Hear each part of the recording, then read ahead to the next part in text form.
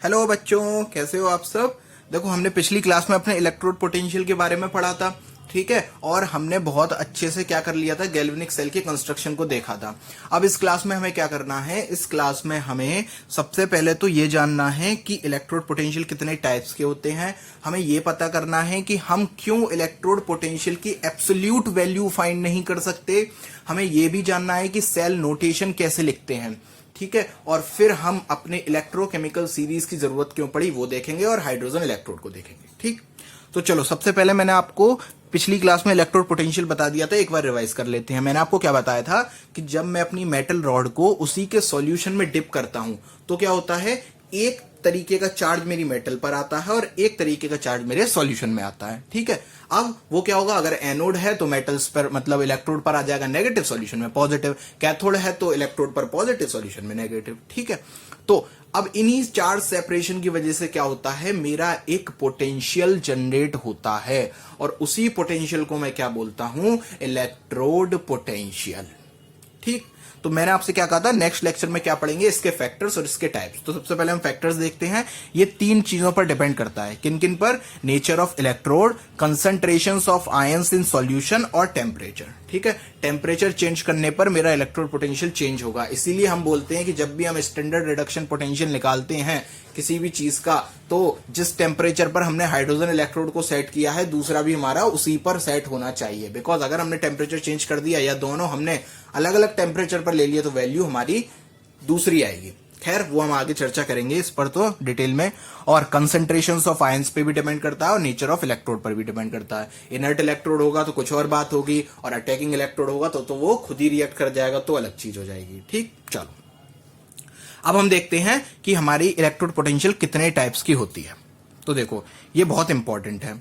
मैंने अभी आपसे कहा ना, क्या होगा अगर मेरा एनोड है तो मेरे इलेक्ट्रोड पर क्या होगा, नेगेटिव चार्ज आएगा, और मेरे सॉल्यूशन में पॉजिटिव चार्ज आएगा। तो ऐसा अरेंजमेंट होने से या ऐसा चार्ज सेपरेशन होने से जो पोटेंशियल जनरेट होता है उसको बोलते हैं ऑक्सीडेशन पोटेंशियल।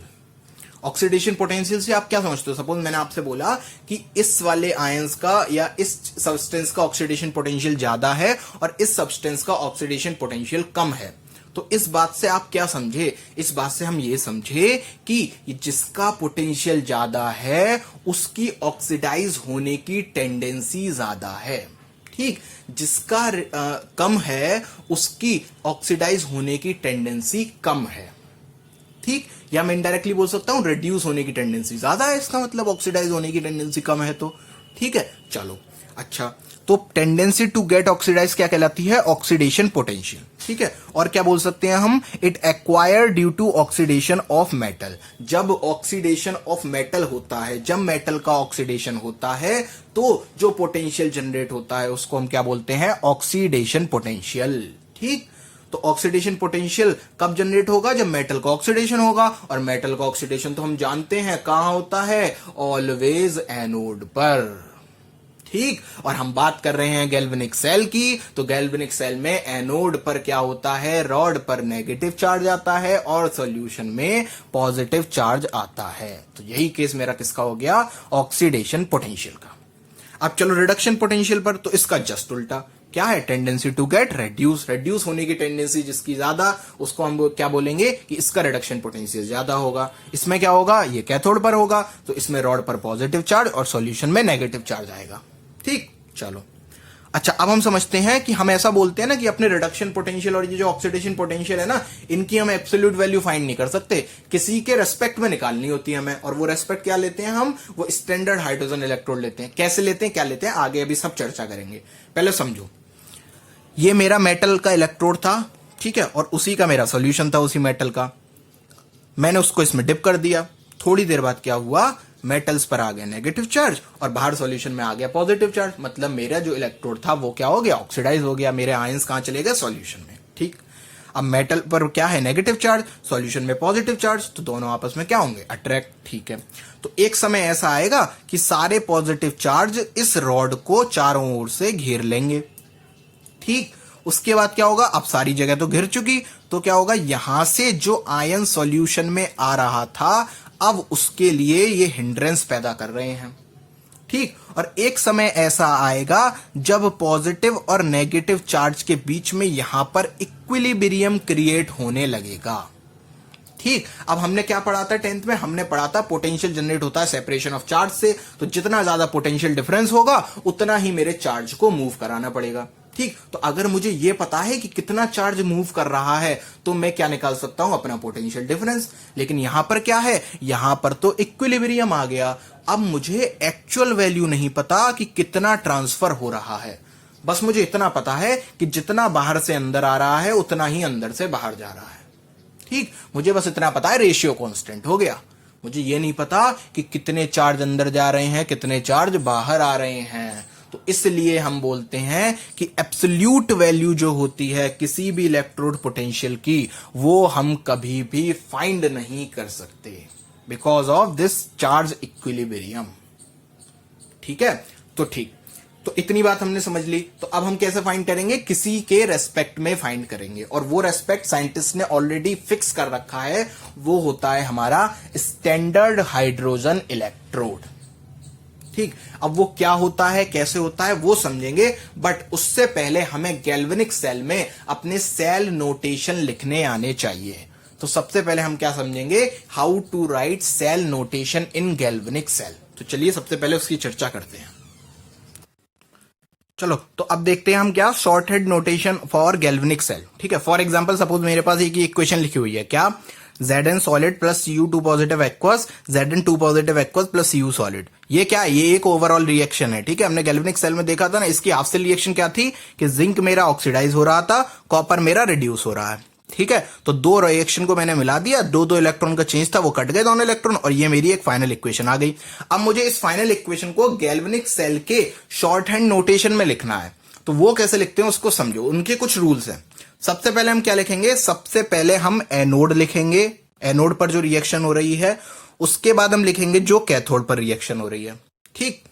उसके बाद एनोड पर क्या हो रहा है? ऑक्सीडेशन। ऑक्सीडेशन कैसा? जिंक मेरा जिंक 2 पॉजिटिव में जा रहा है। ठीक है, कॉपर 2 पॉजिटिव मेरा Cu में जा रहा है, रिडक्शन हो रहा है कैथोड पर। ठीक। जिंक मेरा सॉलिड स्टेट में है, जिंक 2 पॉजिटिव मेरा एक्वस में है, कॉपर 2 पॉजिटिव एक्वस में है, Cu मेरा सॉलिड में है। ठीक है, ये बीच में एक डंडा खिंचा हुआ है, ये क्या बता रहा है? ये मेरी बता रही है फेज बाउंड्री। फेज बाउंड्री मतलब कि जिंक मेरा सॉलिड में है और जिंक 2 पॉजिटिव मेरा एक्वस में है। ठीक है, तो इन दोनों के बीच में जो फेज का चेंज है, ठीक है ना, कि ये दूसरे फेज का है, ये दूसरे फेज का है, उसको हम इस लाइन से, सिंगल लाइन से डिनोट करते हैं। ठीक है, ऐसे यहां पर ये एक्वस में, ये सॉलिड में, तो यहां पर भी एक सिंगल लाइन।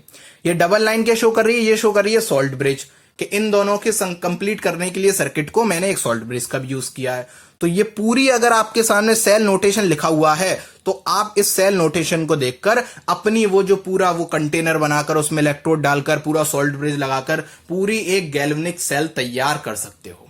तो इसको क्या बोलते हैं? Shorthand notation for galvanic cell. For example एक और देखो, जैसे सपोज लिखा हुआ है Fe solid plus 2Fe3 positive से मिलकर क्या बना रही है? 3Fe2 positive aqueous. ठीक है, तो इसमें क्या हो रहा है? Fe मेरा ऑक्सीडाइज हो रहा है, ठीक है, और Fe3 पॉजिटिव मेरा रिड्यूस हो रहा है। ठीक, तो सबसे पहले हमें क्या लिखना है? ऑक्सीडेशन। तो Fe सॉलिड मेरा Fe2 पॉजिटिव एक्वस में जा रहा है, तो यहां क्या हो गया? ऑक्सीडेशन। ठीक है, Fe3 पॉजिटिव मेरा Fe2 पॉजिटिव में जा रहा है, यहां हो गया मेरा रिडक्शन। ठीक है, ये सॉलिड में है, ये एक्वस में है, यहां पर एक लाइन खिंचेगी फेज बाउंड्री। ठीक है, बट यहां पर क्या हुआ? ये भी एक्वस है, ये भी एक्वस है, इसलिए यहां पर सिंगल लाइन नहीं आएगी। जब सेम फेज के होते हैं या जब सेम फेज में आयंस प्रेजेंट होते हैं तो उनको कॉमा से रिप्रेजेंट किया जाता है। ठीक है, यहां पर फेज डिफरेंट थे इसलिए मैंने एक सॉलिड लाइन बनाई, लेकिन यहां पर फेज डिफरेंट नहीं है इसलिए मैं इसको कॉमा से रिप्रेजेंट करूंगा। ठीक, ये पैरेलल लाइन क्या रिप्रेजेंट कर रही है? Salt bridge. ठीक है, सब कुछ समझ में आया। ये क्या एक नई चीज आ गई? ठीक है, तो ये रिप्रेजेंट कर रहा है कि मैंने प्लेटिनम का इलेक्ट्रोड यूज किया। ठीक है, अगर मुझे उसी सेल नोटेशन में इलेक्ट्रोड भी मेंशन करना है तो मैं कैसे करूंगा? मैं अपने कैथोड के बाद में एक लाइन खींचकर क्या रिप्रेजेंट कर दूंगा? Platinum solid. ठीक है, अब मैंने लाइन क्यों खींची? बिकॉज इधर एक्वस है, इधर सॉलिड है। अगर यहां पर भी सॉलिड होता है, यहां पर भी एक्वस, यहां तो एक्वस नहीं हो सकते, यहां पर सॉलिड होता तो क्या करते? यहां पर भी हम कॉमा लगाते। ठीक है, चलो एक और क्वेश्चन। सपोज सेल नोटेशन लिखा हुआ है, अब इससे रिएक्शन लिखनी है। ठीक है, तो क्या होगा, कॉपर से कॉपर 2 पॉजिटिव जा रहा है। ठीक है, तो ये क्या हो रहा है, यहां पर ऑक्सीडेशन हो रहा है, और यहां पर Cl2 से Cl माइनस में जा रहा है। ठीक है, और ये क्या रिप्रेजेंट कर रहा है, कार्बन सॉलिड। मतलब अब मैंने इलेक्ट्रोड किसका लिया है, कार्बन का लिया है। ठीक, तो रिएक्शन क्या हो जाएगी, कॉपर मेरा कॉपर 2 पॉजिटिव में गया, Cl2 मेरी 2Cl माइनस में गई। ठीक है, और कार्बन का इलेक्ट्रोड है, उसको तो रिएक्शन में शो करते नहीं है। ठीक, तो ऐसे लिखते हैं हम सेल नोटेशन, बड़े सिंपल से सेल नोटेशन थे, कोई दिक्कत वाली बात नहीं है। अच्छा, अब दोबारा से गैल्वेनिक सेल पर चलो। मैंने आपको वहां पर क्या बताया था कि एनोड से कैथोड की तरफ मेरे इलेक्ट्रॉन जा रहे थे। इलेक्ट्रॉन को कोई शॉक चढ़ा हुआ है जो वो इधर से उधर जा रहे हैं, है ना, तो उन पर कोई फोर्स लग रहा होगा जो क्या कर रहा होगा, जो एनोड से इलेक्ट्रॉन को कैथोड की तरफ भेज रहा होगा, और वही फोर्स कैथोड की तरफ भी लग रहा होगा जो एनोड से अपने इलेक्ट्रॉन्स को बुला रहा होगा। ठीक है, मतलब सेम फोर्स मेरे दोनों जगह लग रहे हैं, एक जगह वो भेज रहे हैं, एक जगह वो बुला रहे हैं। ठीक है, इसी फोर्स को हम बोलते हैं इलेक्ट्रोमोटिव फोर्स, और ये nothing but it is EMF. जो आप बोलते हो ना इस सेल का ईएमएफ बताओ, वो ईएमएफ इलेक्ट्रोमोटिव फोर्स होता है, एक टाइप का पोटेंशियल होता है।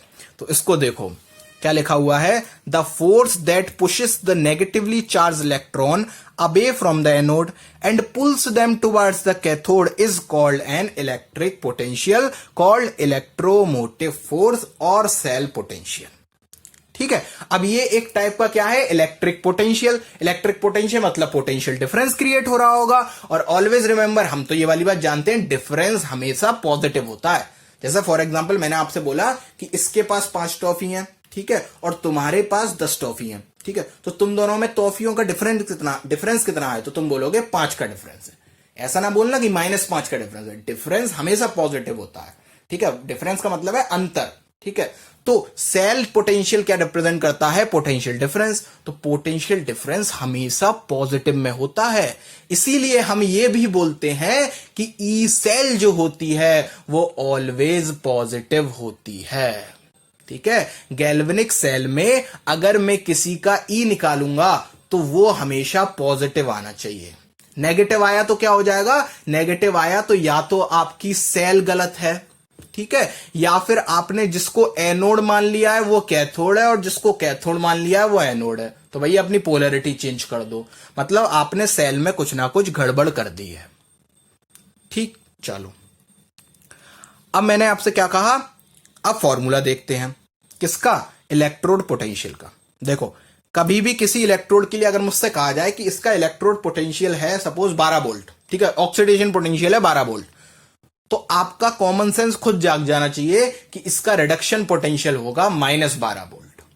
क्यों, अरे भैया जितना मुझे इलेक्ट्रॉन का लॉस करना पड़ेगा ऑक्सीडेशन करने के लिए, उतना ही मुझे वापस अगर उस जिसका मैंने ऑक्सीडेशन किया है और ऑक्सीडेशन करके बना है उसको अगर मुझसे फिर से रिड्यूस करवाना है तो मुझे क्या करना पड़ेगा, उतने ही मुझे इलेक्ट्रॉन का गेन करवा दो।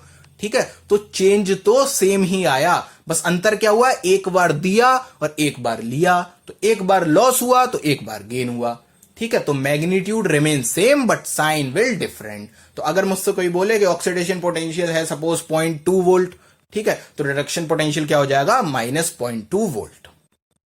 ठीक, अब अगर मुझसे कोई बोले कि मुझे ई सेल में कैसे फाइंड करूंगा, सपोज मुझे अपने एनोड की तरफ का भी रिडक्शन पोटेंशियल मालूम है, मुझे कैथोड की तरफ का भी रिडक्शन पोटेंशियल मालूम है, तो मैं ई सेल इस तरीके से सॉल्व कर सकता हूं। कैसे, मैं रिडक्शन पोटेंशियल ऑफ कैथोड में से reduction potential of anode minus कर दूंगा तो मेरा ई सेल आ जाएगा। ठीक, अब मैंने आपसे क्या बोला, reduction potential is equal to minus of oxidation potential, तो क्या होगा, रिडक्शन पोटेंशियल को अगर मुझे ऑक्सीडेशन पोटेंशियल में चेंज करना तो साइन चेंज कर दो, तो यहां पर माइनस का हो जाएगा प्लस और यहां हो जाएगा ऑक्सीडेशन पोटेंशियल। ठीक, अब ये रिडक्शन पोटेंशियल ऑफ कैथोड और रिडक्शन पोटेंशियल ऑफ एनोड है ना, अब ये तो एब्सोल्यूट है। ठीक है, एब्सोल्यूट वैल्यू हम फाइंड कर नहीं सकते, तो इन्हीं को फाइंड किया जाता है किसकी मदद से, स्टैंडर्ड हाइड्रोजन इलेक्ट्रोड की मदद से।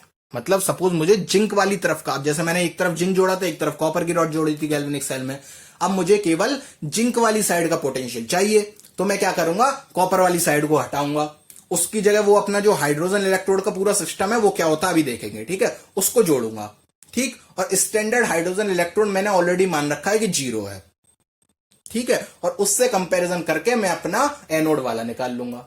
फिर क्या करूंगा, एनोड वाली जगह पर रख दूंगा हाइड्रोजन वाले को, और फिर कॉपर वाला निकाल लूंगा। दोनों पता चल गए, अब उन दोनों से ई सेल निकाल लूंगा, ठीक है। तो सबसे पहले हमें पता होना चाहिए स्टैंडर्ड हाइड्रोजन इलेक्ट्रोड क्या होता है। तो पहले उसको देखो कैसे प्रिपेयर किया जाता है। वो सबसे पहले हम क्या करते हैं, एक टैंक लेते हैं, ठीक है, उसमें प्लेटिनम का कंडक्टर डालते हैं, प्लेटिनम वायर जोड़ते हैं, एक प्लेट जोड़ते हैं कंडक्टिंग, ठीक।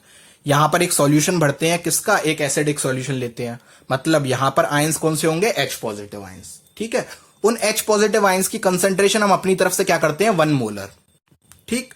फिर यहां से हम हाइड्रोजन गैस को पास कराते हैं, ठीक है, और हाइड्रोजन गैस कितने प्रेशर पर, 1 atm प्रेशर पर, ठीक है। एक्चुअली में 1 atm नहीं होता, 1 बार होता है, ठीक है ना, बट वही है, वो पुराना स्टैंडर्ड हम लेते हैं 1 atm, बट नया स्टैंडर्ड जो है वो 1 बार है, ठीक है ना। तो आप बनवारी लिखिए, बट एनसीईआरटी में देख लेना क्या लिखा है वो मान लेना। तो अब क्या होगा, यहां से मैंने H2 पास करवाई, यहां H पॉजिटिव है तो H पॉजिटिव भी है, H2 भी है, भैया आपस में क्या होने लगी, ऑक्सीडेशन रिडक्शन रिएक्शन होने लगेगी, ठीक है। और क्या हुआ, यहां पर मैंने H पॉजिटिव 1 मोलर लिया है, H2 गैस का प्रेशर भी 1 लिया है, मतलब सारी चीजें स्टैंडर्ड इलेक्ट्रोड पर ली हैं, मतलब स्टैंडर्ड कंडीशन है ये सारी, ठीक है। 1 बार प्रेशर और 1 मोलर कंसंट्रेशन को मैं क्या बोलता हूं, स्टैंडर्ड कंडीशन बोलता हूं। यूनिट कन्वर्जन वाले लेक्चर में मैंने आपको बताया था, ठीक है। तो मैंने क्या एज्यूम किया है, मैंने मतलब साइंटिस्ट ने क्या एज्यूम किया है कि स्टैंडर्ड रिडक्शन पोटेंशियल या स्टैंडर्ड ऑक्सीडेशन पोटेंशियल, स्टैंडर्ड से घबराना नहीं है, स्टैंडर्ड मतलब जब कंसंट्रेशन क्या हो 1 मोलर, जब प्रेशर क्या हो 1 atm, ठीक है, और टेम्परेचर हो फिक्स, तब हम उस कंडीशन को क्या बोलते हैं, स्टैंडर्ड कंडीशन, ठीक है। पोटेंशियल आज भी वो ऑक्सीडेशन पोटेंशियल है या रिडक्शन पोटेंशियल है, ठीक। तो स्टैंडर्ड हाइड्रोजन इलेक्ट्रोड का ऑक्सीडेशन पोटेंशियल स्टैंडर्ड कंडीशन पर या रिडक्शन पोटेंशियल स्टैंडर्ड कंडीशन पर 0 मान लिया गया है, 0 होता नहीं है, ठीक है। स्टैंडर्ड रिडक्शन पोटेंशियल या एसओपी या एसआरपी शॉर्ट में बोलूं तो क्या मान लिया गया है, 0, ठीक। तो अब मैं क्या करूंगा, 0 से कंपैरिजन कर लूंगा दूसरे वाले का, जिंक का भी एक बार में, और एक बार में किसका कर लूंगा, कॉपर का, ठीक है। अब सपोज मैंने दोनों के स्टैंडर्ड ऑक्सीडेशन पोटेंशियल करे कंपेयर, ठीक है, और जिंक वाले का स्टैंडर्ड ऑक्सीडेशन पोटेंशियल आया पॉजिटिव, ठीक है, और जो मेरा कॉपर वाला है उसका आया नेगेटिव, ठीक है। तो मुझे वहां से क्या पता चल गया, अच्छा जिंक वाले का पॉजिटिव आया है, इसका मतलब जिंक वाला मेरा ऑक्सीडाइज होगा, ठीक। और जो मेरा कॉपर वाला है उसका स्टैंडर्ड ऑक्सीडेशन पोटेंशियल नेगेटिव आया है। 1 मिनट, स्टैंडर्ड ऑक्सीडेशन पोटेंशियल तो कभी नेगेटिव होता ही नहीं है, अच्छा इसका मतलब ये ऑक्सीडाइज नहीं हो रहा होगा, ये रिड्यूस हो रहा होगा। तुरंत साइन चेंज करो, साइन चेंज करेंगे वो पोटेंशियल क्या बन जाएगा, रिडक्शन पोटेंशियल, और उसकी वैल्यू हमें पता चल जाएगी। फिर हम अपने फॉर्मूले में पुट कर देंगे, हमें ई सेल पता चल जाएगा, ठीक है। तो क्या हमें सबके इंडिविजुअल निकालना आने चाहिए, नहीं, वो ऑलरेडी साइंटिस्ट ने अपना कंपेयर करके स्टैंडर्ड हाइड्रोजन इलेक्ट्रोड से फाइंड करके रखे हैं, और उन्हीं को फाइंड करके उन्होंने उनको एक इंक्रीजिंग या डिक्रीजिंग ऑर्डर में, एक प्रॉपर्टी के अलग अलग प्रॉपर्टीज के ऑर्डर में लगाया है, और एक सीरीज बनाई है जिसको हम क्या बोलते हैं, इलेक्ट्रोकेमिकल सीरीज, ठीक। तो नेक्स्ट लेक्चर में हम अपनी इलेक्ट्रोकेमिकल सीरीज पढ़ेंगे, और उस इलेक्ट्रोकेमिकल सीरीज से तमाम चीजें निकाल सकते हैं। मतलब ये समझ लो आधे इलेक्ट्रोकेमिस्ट्री के क्वेश्चन अब हम इलेक्ट्रोकेमिकल सीरीज और नस्ट इक्वेशन से निकाल देंगे मिलके, ठीक है। तो इलेक्ट्रोकेमिकल सीरीज कल के लेक्चर में पढ़ेंगे, फिर उसके बाद हम पढ़ेंगे नस्ट इक्वेशन, और हमारा बहुत सारा पार्ट इलेक्ट्रोकेमिस्ट्री का खत्म हो जाएगा वहीं पे, ठीक है ना। तो कल के लेक्चर में हम पढ़ेंगे क्या, इलेक्ट्रोकेमिकल सीरीज। आई होप आपको लेक्चर समझ में आया होगा, पता चल गया होगा स्टैंडर्ड वैल्यू क्यों लेते हैं और क्यों हम एब्सोल्यूट वैल्यू नहीं निकाल सकते, क्यों हमारा इक्विलिब्रियम डेवलप होता है, ये सारी चीजें जो है वो कंफ्यूजन करती हैं। तो मैंने कोशिश की है समझाने की, आई होप आपको समझ में आया होगा। अगर समझ में आया तो वीडियो को लाइक करिए, शेयर करिए, सब्सक्राइब करिए। लिंक डिस्क्रिप्शन में है, अगर आपने पीछे के लेक्चर्स नहीं देखे हैं तो जल्दी से देख लो, बहुत मजा आने वाला है, आगे हम क्वेश्चंस भी करेंगे, ठीक है। तो तब तक के लिए पढ़ते रहिए बच्चों, और अपना ख्याल रखिए।